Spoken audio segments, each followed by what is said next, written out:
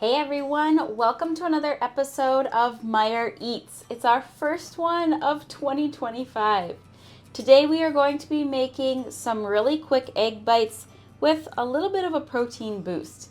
It's the new year, we're looking to eat a bit healthier, and this is a great recipe that's super easy to put together and easy to have when you want a really quick, delicious breakfast. To make this recipe, you're going to need a cupcake pan or a muffin pan that looks like this here that has the 12 spaces in it. We're going to go ahead and give that a spray with some nonstick spray.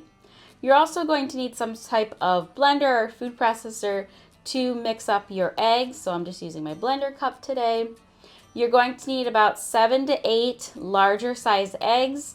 Since my flock is a lot of bantams, I am going to be using 8 eggs just to make sure I have a good amount of eggs in my mixture.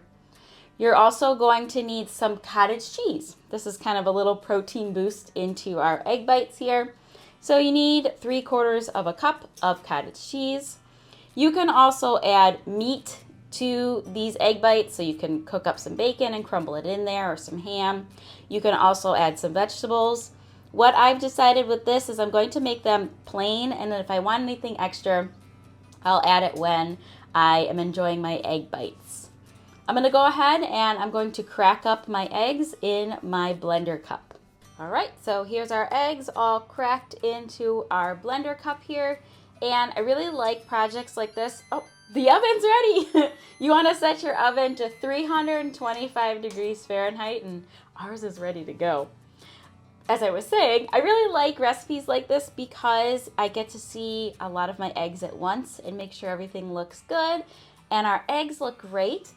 And I know that my flock is getting the right amount of protein and vitamins and nutrition in their feed. The last thing that we're going to do is we're going to go ahead and we're going to take our cottage cheese, we're going to put it into our cup, and we're going to give it a really good blend.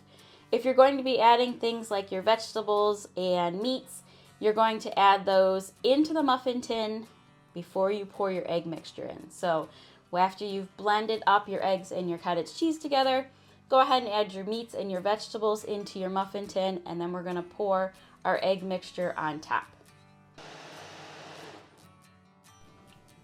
When you're using a blender, you don't have to blend too long. It mixes up pretty quickly.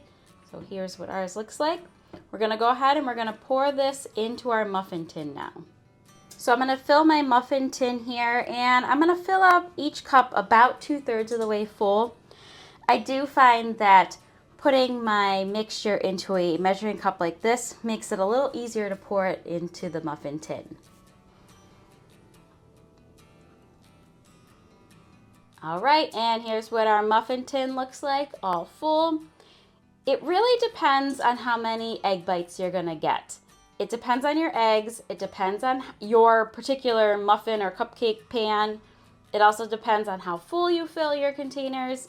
I usually go a little over half, so closer to 2/3, but if you stick at about a half, you'll probably get 12 bites. It just really depends. Every time is a little bit different for me. I at least get 10 every time. The last thing that we're going to do before these head on into the oven is we're actually going to cover this with foil. We're basically cooking these egg bites low and slow so they don't dry out. So we're cooking them at 325 degrees Fahrenheit for 30 to 35 minutes. After the 30 to 35 minutes, we're going to go ahead and turn the oven off. We're going to open up the door so it's just a little ajar, and we're going to let the egg bites sit for another 10 minutes before we take them out of the oven.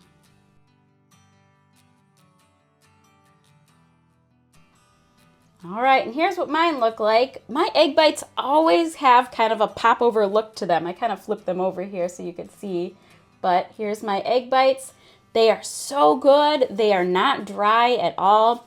You can make these ahead of time and keep them in the refrigerator for up to 5 days, or you can put them in the freezer and pull them out when you want them. Just pop one in the microwave or pop them in the oven for a little bit and enjoy for a really quick and easy breakfast. If you have any questions, be sure to let us know in the comments below. Make sure to check out the description below for the recipe that I use and some additional tips. I am going to go enjoy one of these. Thank you so much for watching.